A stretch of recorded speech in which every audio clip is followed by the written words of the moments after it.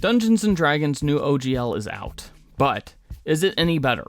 Alright, fingers crossed. Well, in something of a surprise, Wizards of the Coast has released a new draft of OGL 1.2 for public consumption. There are a few major things that the draft has, which the community is going to focus a lot of energy on. The first is that Wizards is moving forward with its plans to deauthorize the current OGL 1.0a, although any existing content published under it will not be impacted. It just means that people can't release new content under the OGL 1.0a. The second thing is that large chunks of the rules, from how combat and monster stat blocks work to how conditions work, are being released under a Creative Commons license.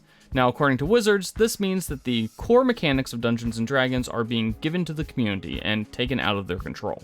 Now, Wizards is trying to explain why they want to deauthorize the current versions of the OGL. There's a no hateful or harmful content clause in the OGL 1.2, which gives Wizards the right to revoke your license if your content is found to contain harmful and hateful content. Now, they don't actually define what hateful means in the OGL 1.2, although they say that your content can't be discriminatory, obscene, or harassing, and also your conduct can't be discriminatory, obscene, or harassing. Now, Wizards says that they can't enforce this clause if people have the option to publish under the OGL 1.0a, although we'll note that only Wizards gets to decide what hateful or harmful content is, according to them.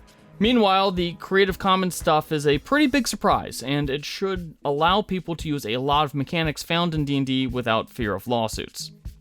However, if you want to make a new fighter subclass or use specific SRT spells or specific SRT monsters, you still need to agree to use the OGL 1.2.